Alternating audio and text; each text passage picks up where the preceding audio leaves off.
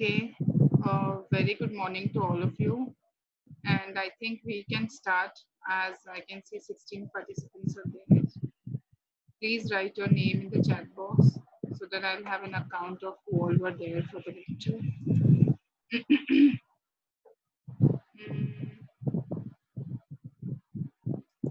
So, Priya, you have any question since you raised your hand?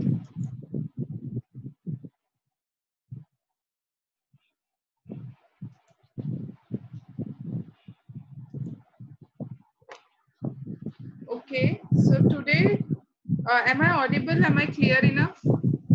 Just let me know.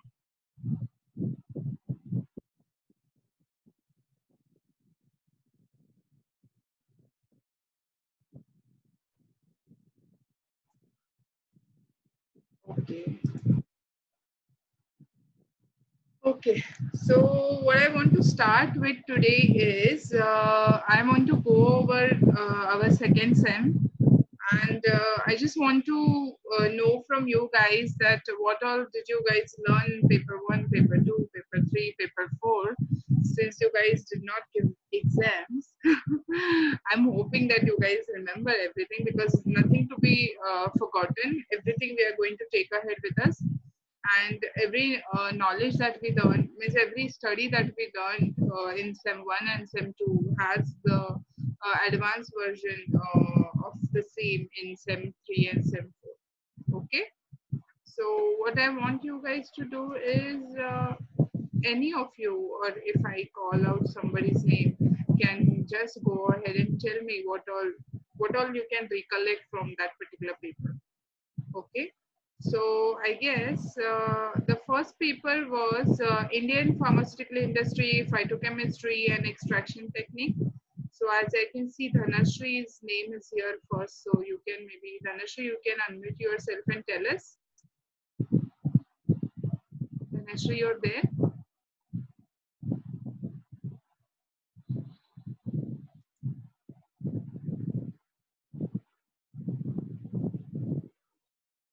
Dhanashree? Is Darshana around?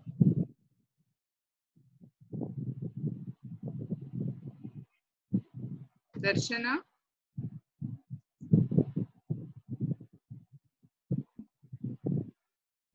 Yes, ma'am. Hi, I have unmuted you. You tell me. So what did we learn in paper 1, which is over here? Can you see my screen? Yes, ma'am. Oh, it's the syllabus copy that I have. Okay. So Indian pharmaceutical industry, phytochemistry, and extraction technique. What did we learn in this? In extraction technique, we learn various extraction techniques like classical and modern. And in Oh, that Indian was farmers. sem 1, dear. Over here we learned supercritical fluid extraction and solid fluid extraction, right? Yes, ma'am. Yes or no? Because the classical and modern methods of extraction that you guys learned in sem 1, right? In which you had what do you say, extraction of DFS by using funnel or something like that, right?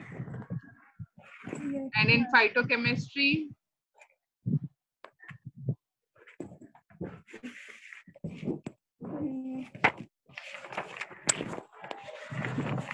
anybody else recollect?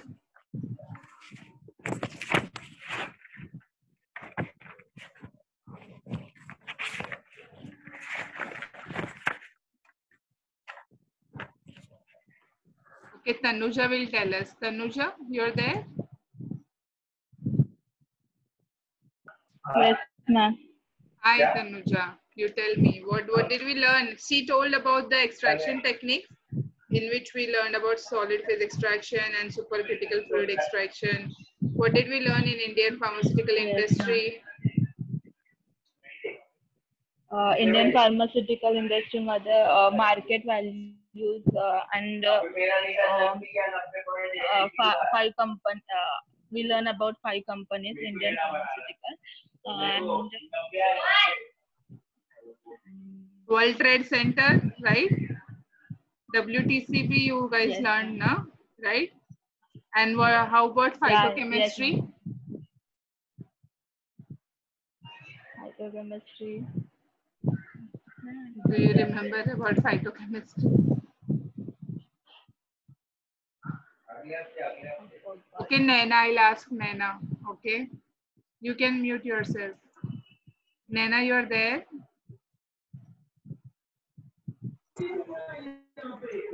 Hello. Yes. What did we learn in phytochemistry? Phytochemistry, ma'am, we learned about different plants. Basically, this topic was for presentation, and we had it, and we Yes, learned you about guys different had done plants the and presentation. Yes, yes, yes. yes, And I guess you guys mainly learned about some pathways, Shikmic pathway and something yes, like yes, that. And then primary metabolites yes, are what and secondary metabolites are what. That is what you yes. guys learned about. Okay. Okay. I'm muting you. Then next, moving on to the next paper, which is Darshana, you want to tell what you want, what we learned in IPR and patenting since you raised your hand?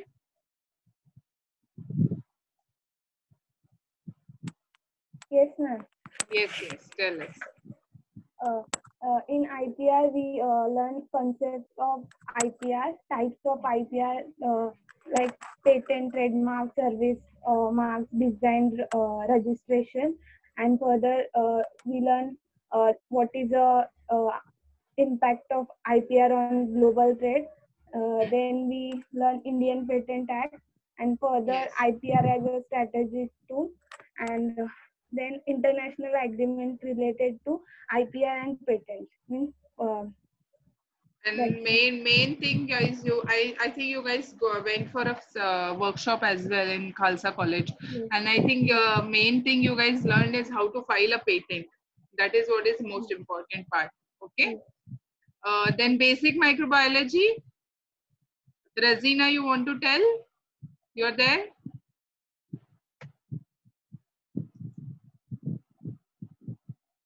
Razina, were you there or not for basic microbiology? Okay, Supriya will tell us. I can see Supriya here. Supriya, you're there? Yes, ma'am. Yes, ma'am. Yes. What did we learn in basic microbiology and medical pharmacology? That's so your favorite subject. You can tell us. In basic microbiology, we study regarding microbes and their significance. The micros we learned about microscopic studies. Then our types of microscope, that is compound microscope, electronics, and all. Then how these microorganisms are stored, preserved, and their growth, maintenance of media, we studied. And regarding medicinal pharmacology, we did learn that drug and their mode of action. Different types of drug, like drugs acting on Cardiovascular system, uh, lungs, kidneys, yes, kidney, nervous blood, system. Yeah. antimicrobial drugs Yes, that we yes. learned. Anti-carcinogenic. Also, I think we learned, right? Yes, Okay. yes. Oh, Cardiovascular, CNS. okay. And I think then stability studies. What did we learn? I think stability, you guys did it for a very long time since you guys had experiments also regarding stability. And I hope you guys have understood, because Yes, ma'am. Yes. if you guys take up a project in which you are going to develop a formulation, you will be carrying out the stability study for your formulation as well. Right? And next in packaging. Yes, in packaging, we learn different types of packaging materials, their test conduct on them, then how the packaging is carried out in pharma industry. Industry, types of packaging, Yes, primary, types secondary of packaging. packaging. Yes, Yes. yes, Okay, okay. and that's it. Yeah. See, why I'm doing this is like you have to know, brush up a little of whatever you guys have learned, and I also want to set up a quiz on SEM 2 and maybe on SEM 1, which will be a basic quiz, and hence I'm reminding you guys, like brushing up your knowledge. Like at least you should know what all we guys have learned by far in SEM 1 and SEM 2. Okay. So Sheetal will tell us about chromatography and spectroscopy 1. What did we learn about, what did we learn in chromatography and spectroscopy 1? Sheetal, you're there? Yes, ma'am. Yes. Hi Sheetal, tell us. What did we learn in chromatography and spectroscopy? Ma'am, in first unit we learn first this we learn what it, and its principle, instrumentation, and the comparison between HPTLC and TLC and its application. In second part, we learned about HPLC 2, where we learned about different types of HPLC, that is parallel HPLC, its detectors, the conditions which we require for the column. Yes, yes, yes. And I think you And guys its structure. gas chromatography also in detail, right? Derivatization in gas chromatography. Did we get a chance to learn about the derivatization? Did you guys learn the derivatization? Because that is very important. Yeah, in theory you guys must have. Okay, whenever we come back to the college, if it happens, then we'll definitely go through the experiment as well. Okay.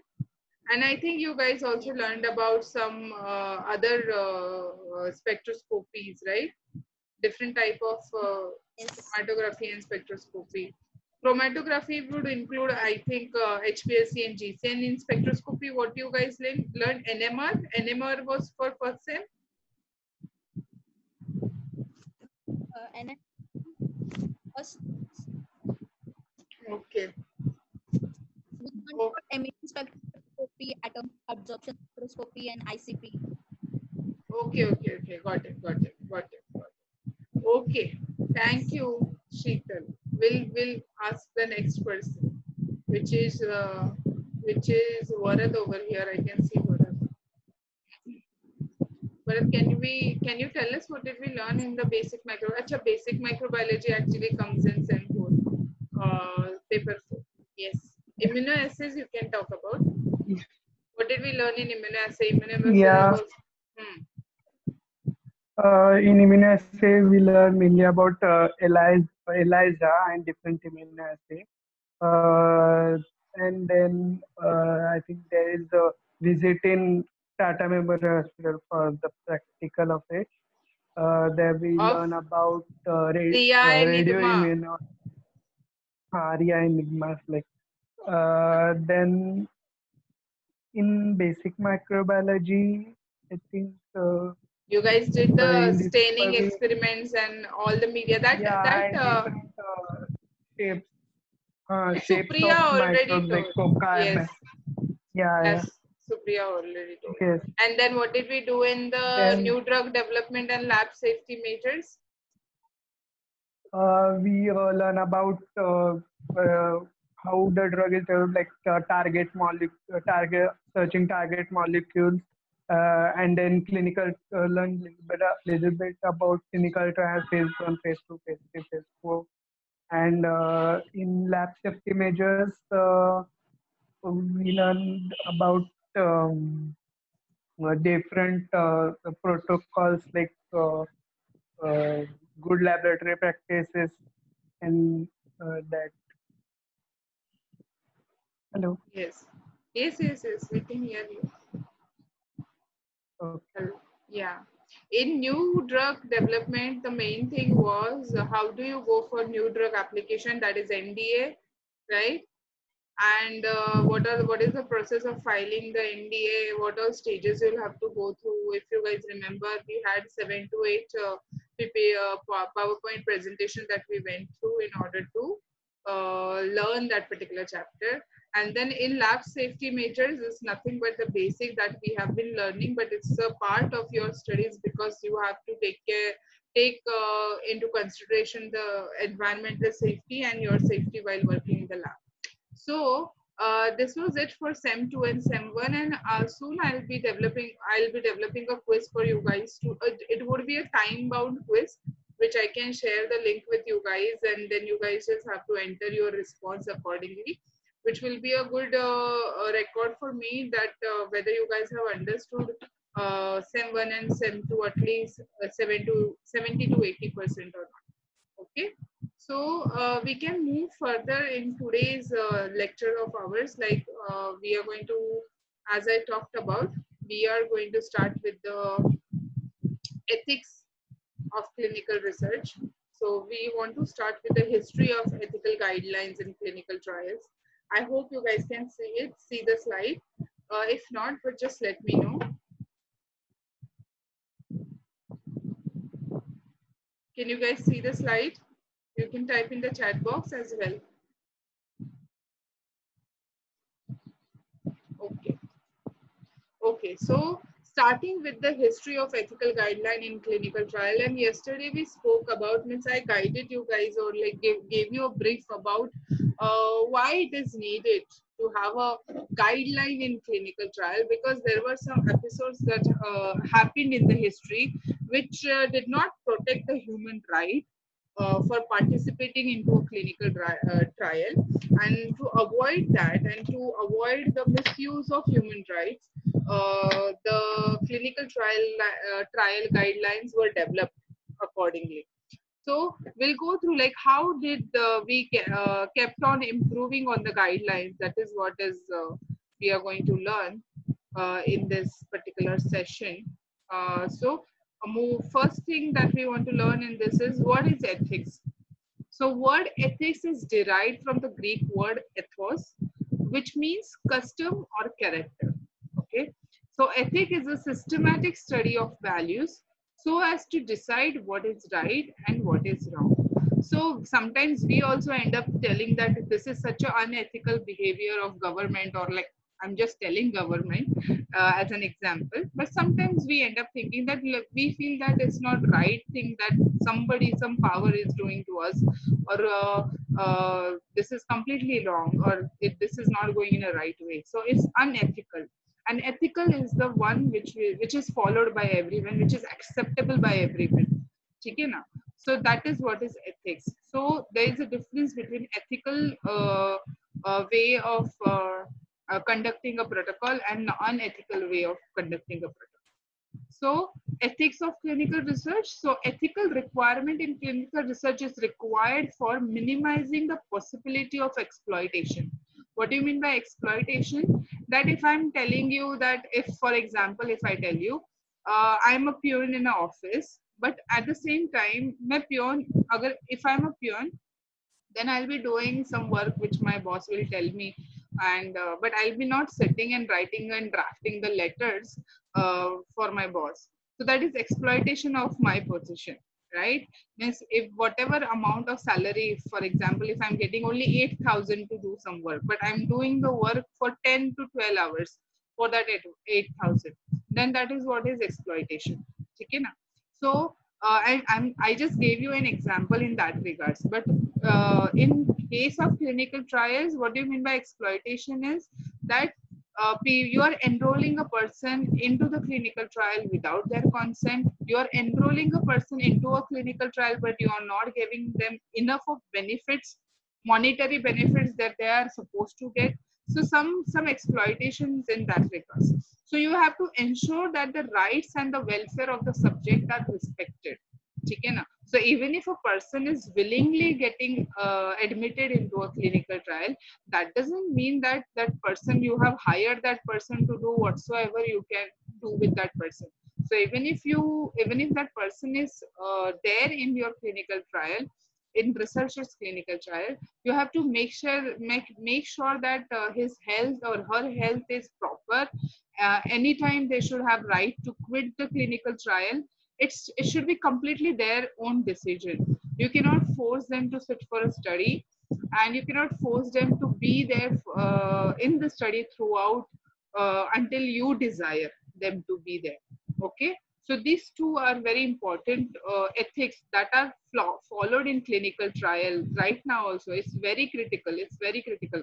If any of the companies are found that they are not in consideration with the ethical requirement, the study gets dropped and the clinical trial unit has been fined for a very huge amount, or it is obviously closed. Then so these are the two very important points. That is, first is minimize the possibility of exploitation, and second is ensure that the rights and welfare of the subjects are respected. Subjects mean the people who are participating into the clinical trial. Then history. Yes, history has various, n number of stages of history are there, which led us to having some guidelines for clinical trials, and now they are known as ICH GCP guidelines. Okay, now ICH, that is International Committee of Harmonization Good Clinical Practices Guidelines. Okay, so Nuremberg Code happened in 1947. We'll learn in detail about all this thing. Then Kefauver Amendments happened in 1962. That was thalidomide trial that happened. Then Declaration of Helsinki happened after this Kefauver Amendments. And it is still going on from 1964 to 2013. So whenever a company is doing a clinical trial, they have to produce this form of Declaration of Helsinki. That is also in short form, it is called as DOH. Okay. Then Belmont report got published in 1979. Then we have finally got came up with ICH GCP guidelines, that is 1996. And then in India, we had ethical guidelines for biomedical research in human subject, that is ICMR 2000. Okay, na? So we'll learn one by one what does how the history kept on enrolling itself. So first thing we have is Nuremberg trial.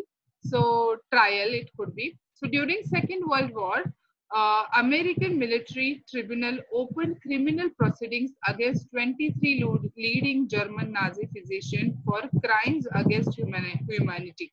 So these were the Nazi physicians who were doing trial on the Jewish. So American military filed the criminal proceedings for these Nazi physicians.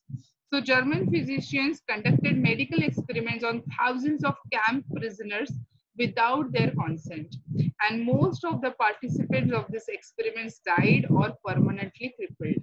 So this is what they happened in during World War II. See, in the Nazis and whatever the researchers, they had such a mind, such a love for their, I would not say love, but because it's bad love, we can tell that for their research, they did not bother about if the participants are going to have any side effects, or whether they are going to die, or whether something will happen to them or what.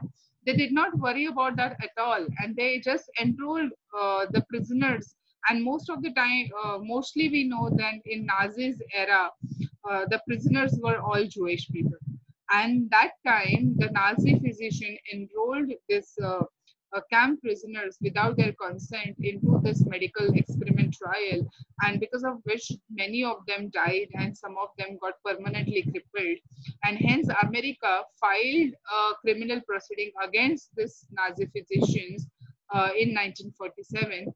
And this led to the Nuremberg Code. Is a set of this led to the formation of Nuremberg Code.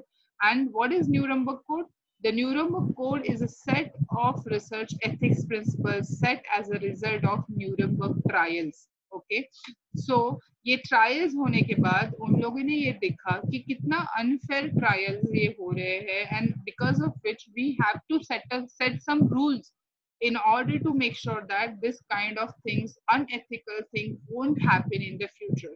So there are 10 points of the Nuremberg Code, and what are those 10 points? That will also we will see. So 10 points of the Nuremberg Code are what? The voluntary consent of the human subject is absolutely essential. And the most important, so they concentrated on this particular point in the Nuremberg Code, that the voluntary consent of the human subject is absolutely essential. What do you mean by consent? That whether I want to participate into some function, some contest, some trial over here, clinical trial, I have to say yes or no. It shouldn't be that somebody is telling me forcibly, या फिर without my knowledge is asking me to enroll into some kind of a trial. That is what it is. So the voluntary consent of the human subject is absolutely essential. That is what been declared in Nuremberg Code. So the that is the most important point that came up with the Nuremberg trial, because Nuremberg trial में क्या हुआ था, Nazi physician ने prisoners को enroll किया था without their consent. So the experiment should be such as to yield the fruitful results for the good of the society. तो ऐसा नहीं है कि तुमने consent लिया है और तुम कुछ भी research करे जा रहे हो. The experiment should be such as to yield the fruitful result for the good of the society. So that is also very important, that any experiment you are doing, it should have some good impact on the society. It should be for the welfare of the society. Okay, that is how you can ask that. That is how you can tell that yeah, whatever subjects I'm enrolling into the study, if I come up with this particular study, and if this study is well enough, I can treat this particular disease. I can treat this particular disease in a very better manner than whatever medicines are available in the market already. Okay, na? Then the experiment should be designed and based on the results of animal experimentation and a knowledge of natural history of the disease. So first of all, कौन सा भी experiment आप design करते हो, उसके disease के बारे में तुम्हें पता होना बहुत जरूरी है. And that is the reason I thought of having that medical pharmacology in your syllabus last year, because at least you know that what all different kind of situations are there, what all different kind of diseases are there when it comes to cardiovascular system. You must be knowing what all different kind of cardiovascular diseases are there and what all medications are available in the market. So it should be designed based on the results of the animal experimentation. Yes, obviously currently it is the very fickle rule that it is a very critical rule that animal experimentation, which is now called as preclinical trial, it is the must for you to get approval for the clinical trial. The experiment should be so conducted as to avoid all unnecessary physical and mental suffering. So that is also very important. कि अगर तुम्हें पता है, because of this particular medication, a person is definitely going to feel this definitely is going to have some harsh conditions such as dizziness, या फिर fever, या something like that. Then definitely you will not go ahead and conduct the trial. It should have a minimal side effect, minimal which is bearable by a human being. So it should not have any unnecessary physical or mental suffering. No experiment should be conducted where there is a prior reason to believe that death or disabling injury will occur, except where the experimental physician also serves as a subject. So, अगर तुम्हें पता है the drug is going to be deadly, it might cause the death or disability, permanent disability, then experiment should not be conducted. And if still you want to conduct the experiment, the physician should enroll himself as well. Okay, the degree of risk to be taken should never exceed the determined by the humanitarian importance of the problem to be solved by the experiment. So degree of risk to be taken should never exceed that determined by the humanitarian importance of the problem, in the sense that the risks of doing this experiment should never be high. Means you cannot just put the life of a human being at the stake just in order to see whether my drug is going to work or not. So that is, degree of risk should be calculated. So least or no risk should be your priority. There is no risk if I conduct the clinical trial for this particular drug in this particular disease. Proper preparation should be made and adequate facilities provided to protect the experimental subject. So you have to take the responsibility for all the well-being of the subject who are enrolled into your facility for a particular clinical trial. You have to make sure that they are being protected with their rights and also with their physical and mental well-being. The experiment should be conducted only by qualified persons. Okay? So generally we have MSc people and BPharm people and Pharm people enrolled into this kind of and also physician, general medicinal practitioner. And during the course of experiment, the human subject should be at liberty to bring the experiment to an end if he has reached the physical or mental state where contribution of the experiment seems to him to be impossible. In the sense, the subject should have the right in his own hand whether he wants to continue with this particular clinical trial or whether he wants to quit this particular clinical trial. Okay, if he's suffering mentally or physically, he should have all the rights to quit on the clinical trial. During the course of experiment, if necessary, scientists in charge must be prepared to terminate the experiment at any stage. So during the clinical trial, if you come to know that one of the subject out of say 60 subjects, 2 people are in hospital in ICU, this is a very critical stage. So this is very side effect of the drug is so high that you have to admit that person into the ICU. This is just one of the condition I'm explaining you. Then that is the time that physician should decide that you have to put an end, that he has to put an end to this particular clinical trial, because even if one person is suffering out of 60 people, the trial has to be stopped. Okay, so these are the 10 guidelines they came up with after having Nuremberg trial and taking into consideration that none of the subjects should be enrolled into a clinical trial without their consent. So that is what is most important part. So Nuremberg Code talks about this 10 points, very important 10 points, and it is completely based on the Nuremberg trial that happened in Germany with the help of Nazi physicians, and when Americans filed a criminal suit on them. Okay, so this was it about Nuremberg Code, and we also revised about the what do you say, SEM 2. If you guys want, I will also upload the syllabus copy on the Google Classroom, and I'll be adding slides as in when we finish up with the this particular chapter, ya fir ethical issues, ya fir history. And I'll be uploading few videos also. Please make sure that you go through the videos on that day itself, so that you are not backlogged with many of the stuffs later. Okay, and since I'm the only one teaching as of now, you can go ahead and learn whatever I'm teaching. Once Kalyani ma'am or Sangeeta ma'am joins, you'll be having lot of study material to study in a day. Okay, and make sure that you revise your SEM 1 and SEM 2 in the meantime, whenever you get time from household chores and etc. And go ahead and just brush up your knowledge. It will be a simple quiz, okay? And it will have around 20 to 30 questions, okay? And that's it. We'll see you tomorrow at the same time. Bye bye everyone. If anybody has any question, just ask me.